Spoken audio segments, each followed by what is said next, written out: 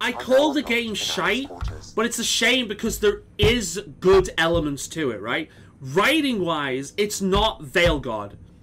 It's not Veilguard. It really isn't. Like, this is way better than that, right? It's, again, it's the same issue that Dragon Age Inquisition has. I know I keep saying this, but it's the same issue that Dragon Age Inquisition has. The bulk of the gameplay is boring, mind-numbing, trash busy work that's designed to add as much playtime as possible while adding no value or fun. But when you get to the characters, when you get to the world building, when you get to the like the companions and shit, it's really good. But unfortunately, that's like 10% of the game. Dragon Age Inquisition is exactly the same. It's exactly the same. The story, the lore implications, the characters, they're all really, really good. But the bulk of the gameplay is boring, mind-numbing, busy work bollocks that is designed specifically to keep you into the game as long as possible. So, like, EA can go and say, hey, look at all the players that are invested in our game. Look at how many hours that they've played it, right? It's meant to be a new chili, but it was not a very successful game. That's why they did the Mass Effect 5 instead of, Yeah, it's a Mass Effect 5 is going to be dog shit as well, right? After Veilguard, do you really think Mass Effect is going to be any good? Oh, it's a different team. Yeah, but it's the same fucking company. It's going to be garbage. It is. It's going to be garbage. But, yeah, like, I kind of feel the same thing about the next Elder Scrolls game as well. The next Elder Scrolls game is going to be garbage as well. I hope I'm wrong on both accounts.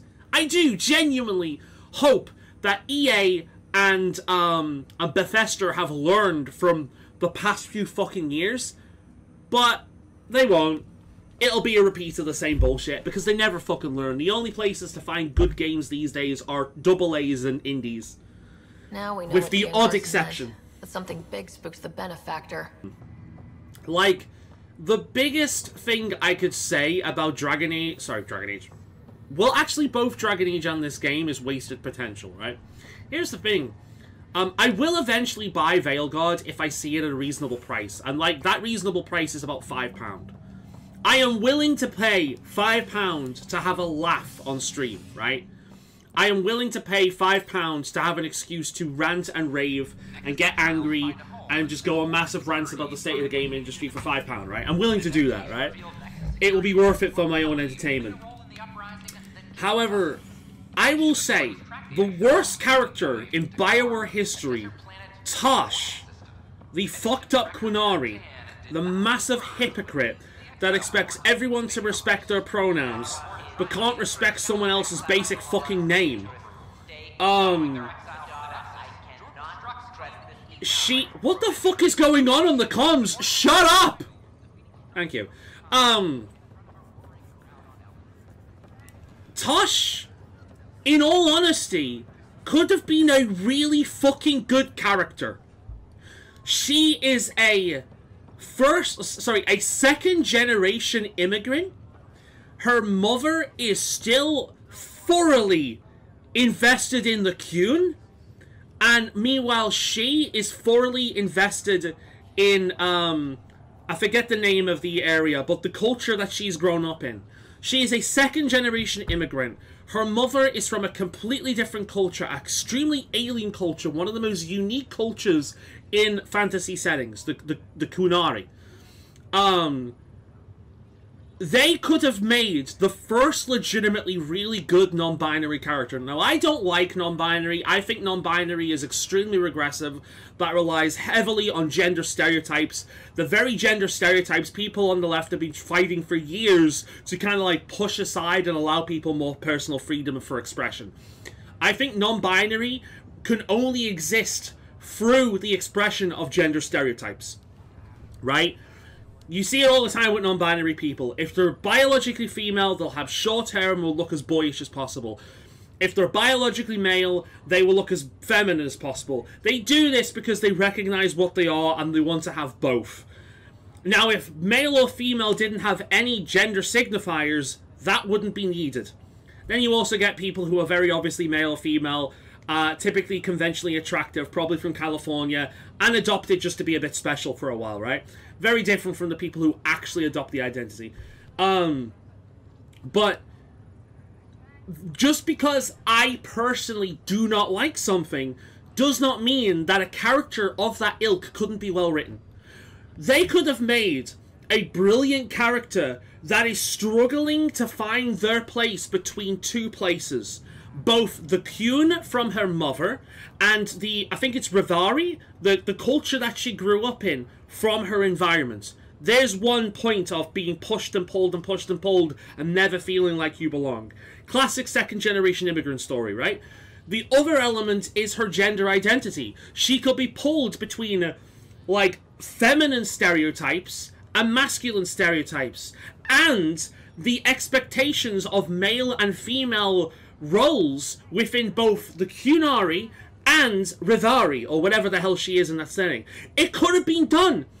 You could have had a tortured character that is dealing with the expectations of multiple places of importance in her life.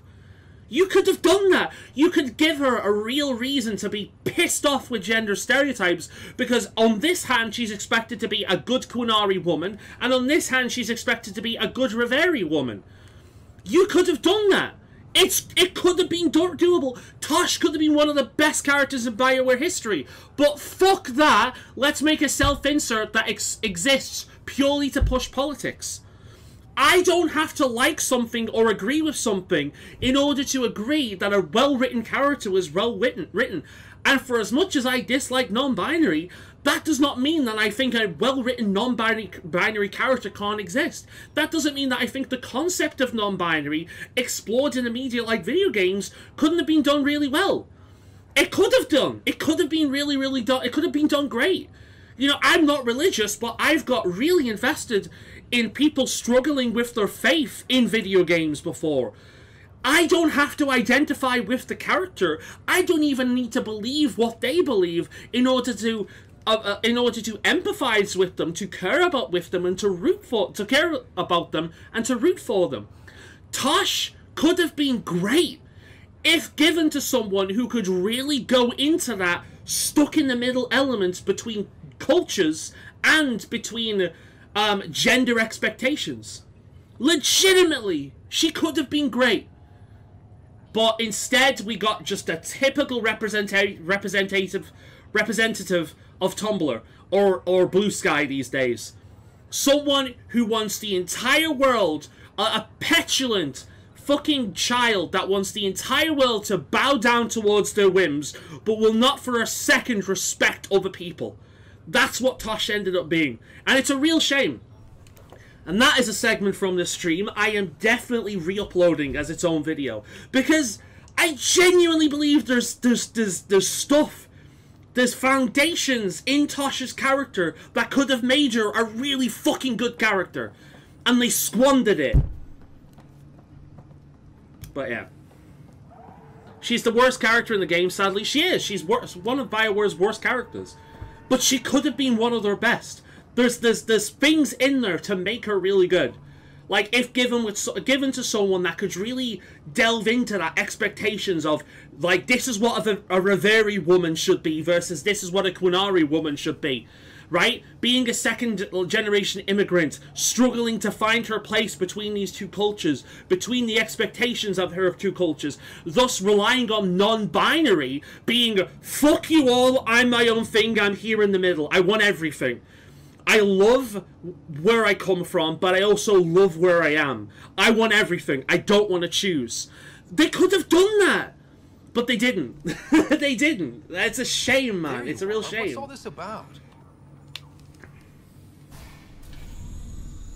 I believe she's a self-insert, but yeah, I agree. That's the problem. She's a self-insert, yeah. Okay, this is the pod you told me about.